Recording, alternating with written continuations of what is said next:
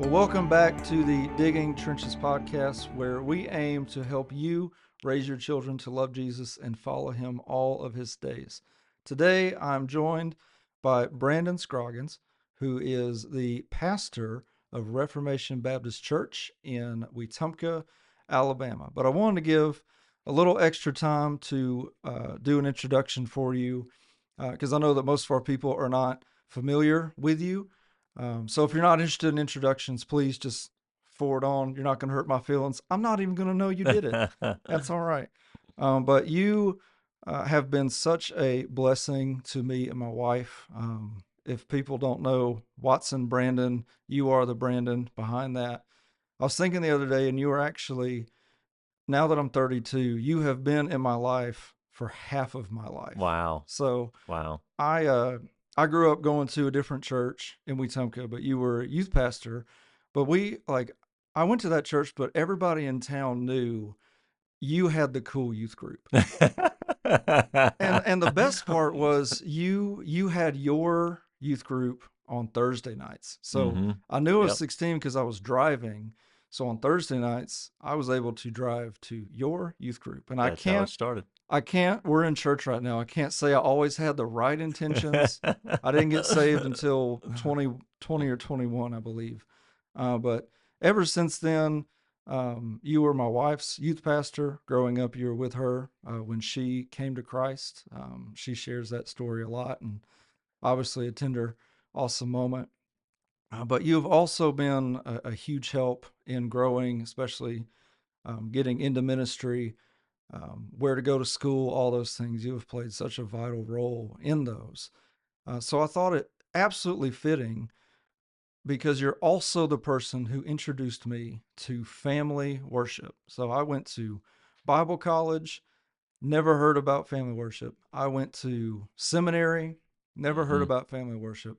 The first time I ever heard about family worship was because you said it. Mm. And it has been such a challenge. And it's only fitting as the Lord has used you in my life. He's also used you to help me grow in this matter. So enough of that. That's the long introduction. If you're looking for where to stop, this is your point. Um, I guess I want to start. We talked about your profession, but tell me a little bit about your family. How long you've been married? When people hear you talking about your kids, what ages are you talking about? How long you've been a parent? The whole spiel. Hey, that's extremely humbling and encouraging. We are so proud of you and Alex, your family. It's just really been a blessing to watch you guys grow, to watch how God's using you. We couldn't be more thankful. What's funny is you said, "Hey, don't forget, I'm going to ask you how long you're going to be married," and I'm like, "Thank you for the Just reminder," forgot. Yeah. because if you ask me or my wife, we're both like, "I don't know, a long time." Right. So we have been married for 18 years. In October, we dated for 4 years before that. We now have 5 children. Harley is our oldest. We have one girl and 4 boys.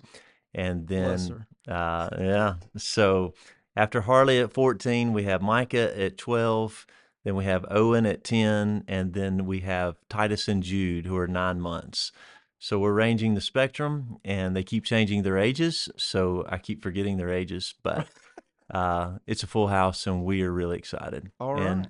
I've been in vocational ministry now for almost 20 years, and been at this church where we are now. We planted Reformation Baptist Church almost 8 years ago, All and right. it's been a good ride. It really has. Sweet deal. So I shared with you how I came to know about family worship, but I don't think I've ever asked you how you came to know about family worship. So can you give us background of when this idea of family worship was first introduced to you?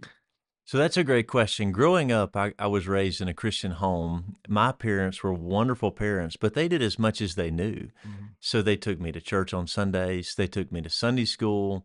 We did not go back on Sunday nights or Wednesday nights. Matter of fact, Cody, I remember the first time I wanted to go back to church on Sunday night. I was Mhm. getting more involved when I was youth aged. I was connecting to my youth pastor. And I told my mom, I said, "Hey, I'm thinking about going back to church tonight. Would that be okay?" Right. Thinking what mom would say no. Right. And she looks at me with a straight face and she goes, "But we're not Sunday night people." Mm. And I said, "But I want to be." Well, I did not have the most pure of intents. There was a young lady Yeah. who was wanting to see. She was actually helping to teach one of the classes, and Hey, the Lord uses several avenues, okay? He created us. He knows what works. well, it worked out well because I ended up marrying her and Right have been on. married to her for almost 20 years now. So I remember my dad trying to teach me how to pray. I remember my parents wanting to establish a strong work ethic, to love Christ, but we just didn't know much. We had never heard the term family worship, family devotion. My parents tried to teach me to be God fearing and responsible, but it was more of a we're trying to get to church and do the best that we can. Yeah. What else do you want from us? Mhm. And almost a sort of we're in church on Sunday, but don't try this at home too much. Right. Just get to church. Mhm. And so I had wonderful parents. But when we had my first child, Harley, who will be 15 in December, that was the most sobering thing in my life. And it is for most people. Right. So looking back on that, I remember when we were about to take her home from the hospital, and any father has probably had an experience like this. And we put her in the carrier, and they said, "Okay, sir, it's time. It's time for you to go. We'll walk you down." And I remember thinking, "You're really going to let me take this home?" Yeah. I've been there, yeah. Sir, you have to take this home. And that began a process in my life of just very, very sobering thinking, what do I do? Mhm. And a couple of things intersected in my life when Harley was still just a newborn baby, even preparing when we knew that we would be having a child, that God began to use in my life. And one of those was I thought, God, this is an eternal soul Mhm. that you've given me that will never die. Yeah. What do I do? And I remember just the thought entering my head, if you would just shepherd her the way that I shepherd you, Mhm. then you would never go wrong. So I began to trace out in scripture the fatherhood of God, what it looks like for God to shepherd his people. I began to realize that God shepherds us daily, Mhm. not just weekly, not just monthly or yearly. And in the context of that, I began to just read everything I could get my hands on. I began to find the Puritans Mhm. who have done a fantastic job, or many have recovered what they were doing in their families. I began to get a hold of Joel Beakey, and I found Donald Whitney, his book on family worship. And I just began to consume these things and begin to see, hey, this really should be a regular rhythm in our life. Mhm. So that coupled with just walking back through studying the scriptures, Yeah. when you look even through the Old Testament law, you see that with the sacrifices that were offered, there was a morning and an evening rhythm Mhm. every day. Yeah. You begin to see throughout the Old Testament that yearly there were multiple feasts where whole families would come together and parents would instruct their children. Yeah. You begin to see in the Old Testament how there's monuments that are set up, stones that are set up. There's tangible reminders, Mhm. and God's people are saying, "Why do you want me to build this or do that? Yeah. Why are we having a Passover, and doing this with the bread?" And every time God would say, as a tangible reminder to daily teach your children. That's right. And I began to realize, man, I certainly want to raise my children in church, Mhm. but I want it to be more than that. Yeah. And then one other incident on top of that, we had been in youth ministry for years before we had Harley. And I remember having students in our youth group families were pouring into, and I began to think, man, I love this, but I think that I could see even more impact if I could be with these kids Mhm. every single day, Yeah. disciple them the way that Jesus did his disciples. And it hit me, you can. It's called fatherhood. Right. Yeah. Absolutely. Every day. Yeah. And so Christy and I just began to try to think through. It was messy. It was far from perfect, but we just began to try to put it into practice. We tried to do it at home. Yeah. So here's what we realized, though. It is if you've got a picture in your head Mhm. of a pretty quiet, idealistic version of family worship Right. where you're going to read long portions of scripture. The Mhm. kids are not going to make a noise. and then everyone's going to praise dad at the end of the Right. night because of how great. Oh yeah. That is not going to happen. Forget that. That Yeah. will probably never happen Yeah. for most of us. Most of family worship for us in the very beginning was more training and disciplining the children, dealing with changing diapers or going to the bathroom. Mm, It was a mess. yeah. But we're learning. Mm, And that's what life is. Life that's is a right. mess. That's right. And we just begin to learn as we go. That's And it's been awesome. a good ride. So through your studies, through practice, all of that, through what you've read, when someone thinks of family worship, what elements are in your mind, and what elements should be in their mind to say this is family worship? We've done it, or maybe we're not hitting the mark in what we're Mm. trying to do. What essential marks are there to family worship? I think as you look at the scriptures, Old Testament and New, I think that you see a few elements that rise to the top. Now, as you particularly go back to the Puritans, we're talking 16 and 1700s, where there is just a revival of this sort of thing, and they would call it family religion. Right. Uh, the three elements that you see rise to the top are read, sing, and pray. That's right. Read, sing, and pray. So it's not rocket Right. science. I think typically we put so much pressure on ourselves. We think that we've got to have some sort of sermon prepared, some kind of engaging illustration or story to hold their attention. We think that we've got to know all of the answers. What I think we do is we put way too much pressure on That's right. ourselves. We think that there's got to be a fireworks moment Mm, where we're seeing immediate life change, mm, and it's not the case. What you see throughout the scriptures and throughout church history, when done fruitfully, is, for starters, we're just opening God's word and we're yeah. reading it together. That's right. It may be a couple verses, it may be a short passage. What we do right now in our family is we're reading through just a chapter at a Mm, time. We're reading through the book of Jeremiah, and we just read a chapter and then we talk about it. Sometimes we don't talk about it at all, and mm, then other times we may talk about it for 3 or 4 or 5 minutes. mm, But we're reading the scriptures together on a regular basis. What does that look like? Well, it depends on the age of your children. Maybe you don't have children. Maybe this is you and your spouse. mm, Maybe you're a single and you're integrating into someone else's family yeah. and enjoying with them. It could be a verse, it could be a chapter, it could be multiple chapters. Scripture doesn't say, Right. but we're reading the scriptures, and then we're also praying together. Mm, Now, here's what I noticed in my own life, and I've noticed this in pastoral ministry. If you're not used to praying mm, with your spouse, with your family, yeah. it is very, very weird and awkward at Mm, first. But you've got to break through that. yeah. I remember being at a conference and the pastor asked a room full of thousands of men, how many of you pray for your wife? Mm, Every single hand went up. yeah. The next question was, how many of you pray with your Oh yeah. wife? Almost no hands. Yeah. So that can be a little clumsy at first. Hmm. Embrace the awkwardness Yeah. of it. Pierce through and then just offer up a simple, brief prayer. Mm, Maybe a mother praying over her children. I really, really want to encourage fathers to pray over their families. Don't use this. I would encourage you necessarily to deal with discipline issues.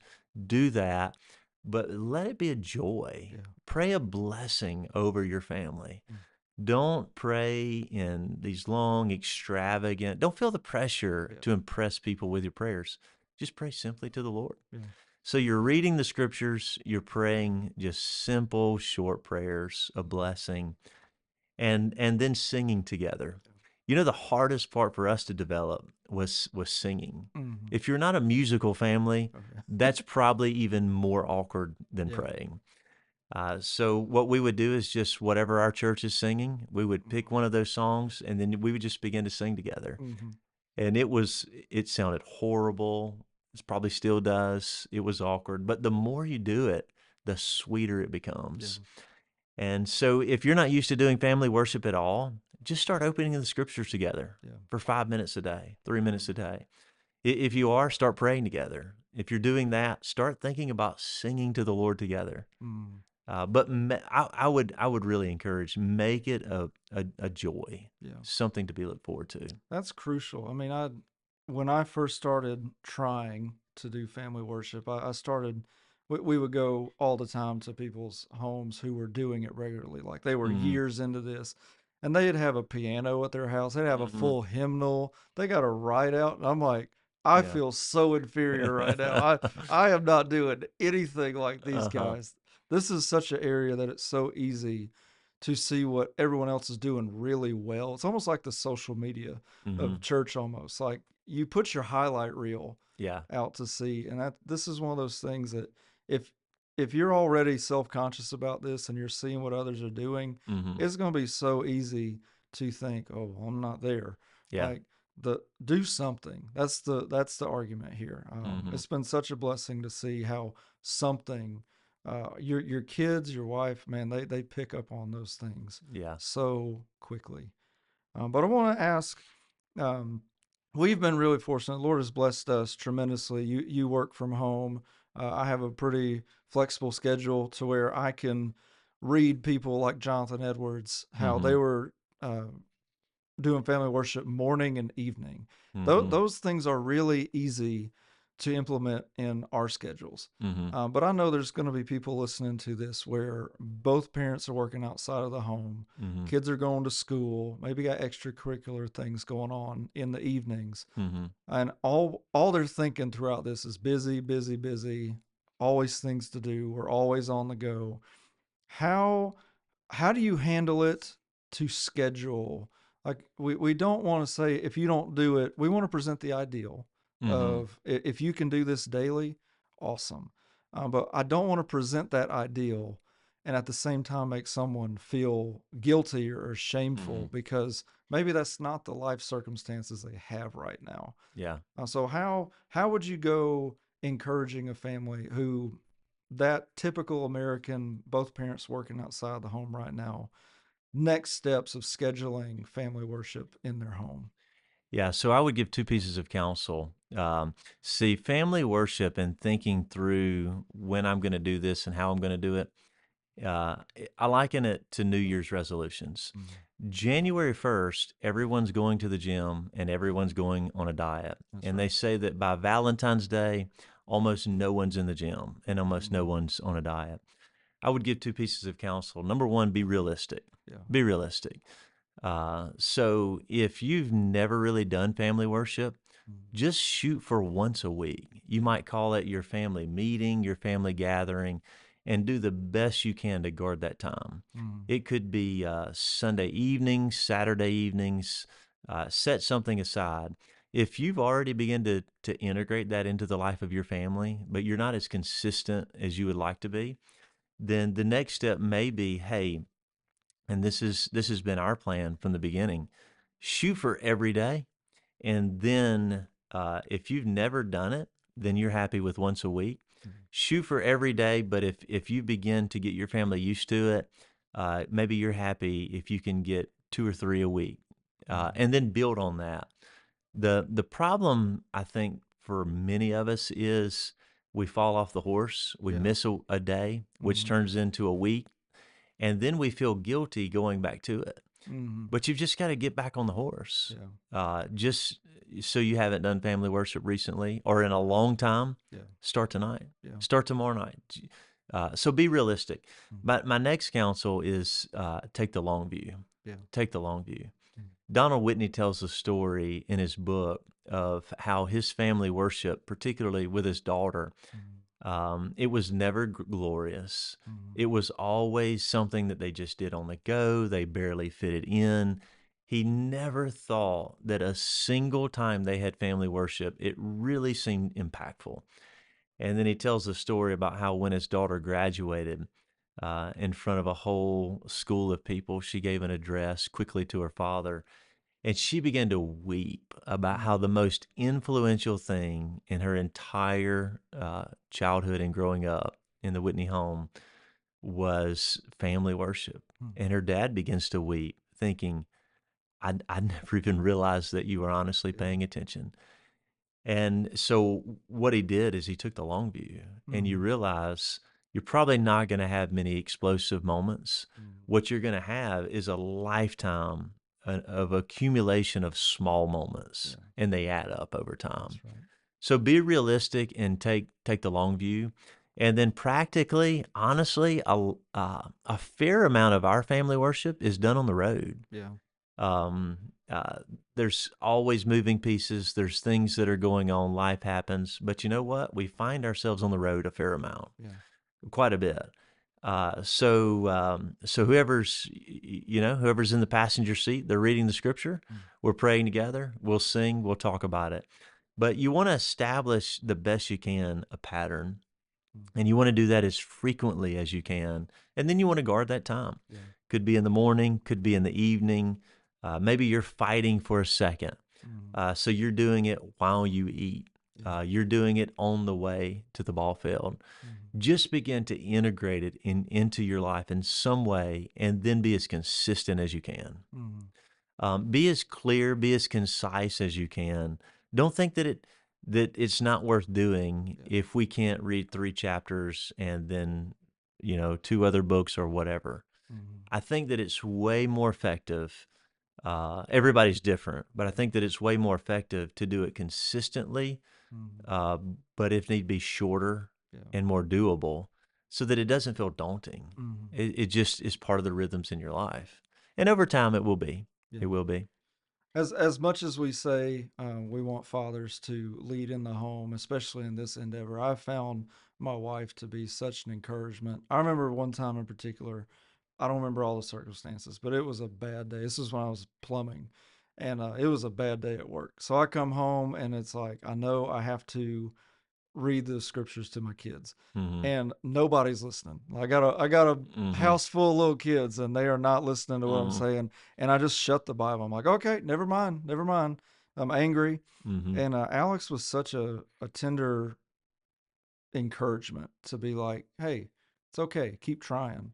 And as much as we want dads to take the forefront in this, the ladies in our lives, our wives, can be such an encouragement, and we need to lean into them. You Mm-hmm. know that this can be hard. I don't know how it's going to fit into our schedule. Mm-hmm. I just want to tell the wives, man, like you guys have such a vital role in helping in this regard and encouraging. Mm-hmm.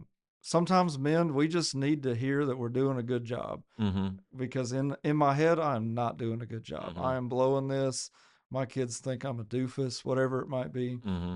So all that to lead into life happens sometimes. So Mm-hmm. you spoke on it briefly, but you set a schedule. You listen to this podcast, you're fired up. We're going to start doing this every day. Mm-hmm. And then life happens. Mm-hmm. Or somebody's got to go to the hospital, or you're called into work for overtime. And now this perfectly scheduled outline that you had Mm-hmm. is up in smoke. It's up in flames.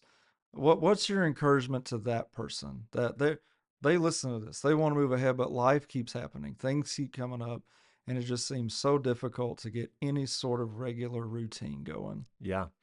Well, there could be any number of situations. There could be any number of variables that people are dealing with.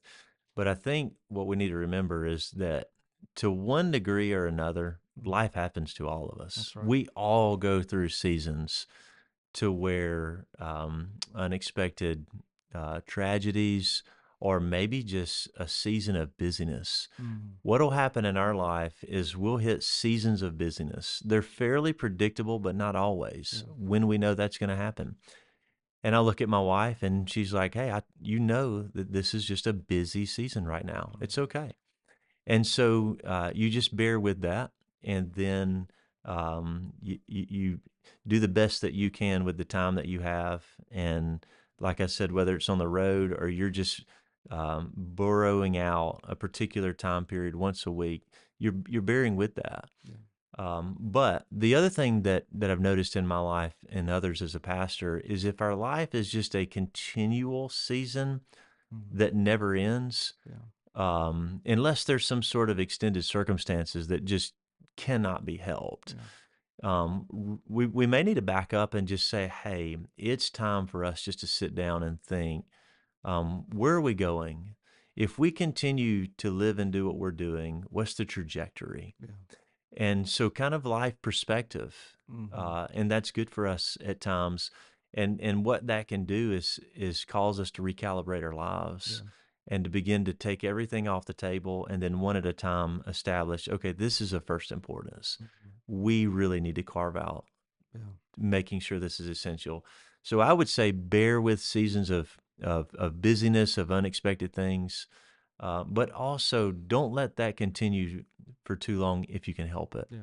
Begin to think through things in your life that you can reshape, that you Mhm. can change, that you can take out, because family worship is never just going to happen. Mhm. I don't know of a single person through nearly 20 years of ministry who just said, you know what, we started doing family worship because we just didn't really have anything to do. Yeah. No one says that. Yeah. That's true. You just have to make it happen. Yeah. But you have to make it a joy and you have to just do it consistently in small doses, I Yeah. believe. I found in my own life, you make time for the things you care about. Yeah. And we urge you, please care about this. If in my own life, I found it to be such an accountability too. When I'm trying to follow Christ, I'm trying to turn from my sin and deal with things in my life, knowing that I'm going to be leading my family both in the morning and in the evening, talking Hmm. about the Word. That has been such a it hems me in to Yeah. where I'm really not saying that you have to be this holy person to lead your family, but I'm thinking about that throughout the Sobering. day, that it's keeping you on track. Yeah. So someone hears this podcast, they're excited to get started or take the next step in starting family worship or in growing their family worship at home. What problems do you see or you anticipate them having? What have been the biggest challenges that you see outside of what we've talked about with scheduling and things like that? When you're doing family worship, what are the biggest challenges that people can expect to face? Well, I mean, you get the problem of managing expectations. I Mm, think that it's important, and I mean this in the healthiest sense possible. Keep your expectations low. yeah. Keep your expectations manageable. It's probably, if you have young children, it's probably going to be loud, noisy. You're not going to accomplish as much as you want to. That's okay. Be consistent. Mm, Manage your expectations, and then be patient. Bear with your family. mm, Um, if you're beginning to see the need for family worship, there's a chance that it took you a while to yeah. begin to see it. So be patient. If Mm, your children are older, if you have teenage children, and this hasn't been a practice in your life, you could be in a situation to where we've had many church members that said, "Hey, I need to sit down with my family for a few minutes," mm, and they'll face their family and just say, "Hey, I'm sorry, I hadn't been doing this, and I want to." mm, And then you just got to be patient yeah. because it takes time to, as the podcast says, dig those Yeah. trenches. So give it some time. If your wife is stressed because she has so much on her plate, Mm, keep the expectations low. Give her some time. yeah. If you're a frustrated wife because your husband just doesn't take the initiative to Mm, do this, set him up for success. Encourage him. Give him the things that would be helpful. Help prepare the family in the home. mm, So be patient, manage your expectations, and then just start with an open Bible. okay. That's what I would encourage you with. All right. Well, man, I want to thank you for being here today. It's been a blessing. If you have not gotten this book, Family Worship, we've talked about Don Whitney a little bit.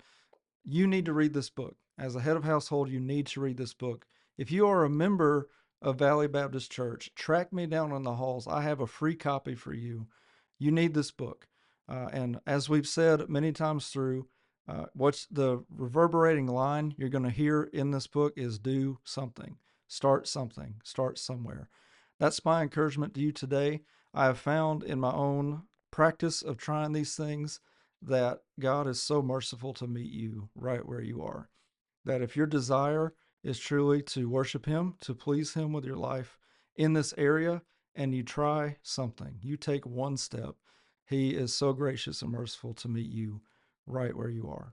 So thanks again for being here, Brandon. Loved It's a having joy. you. Very Thank you much a guys privilege. for checking in, and we'll see you next time.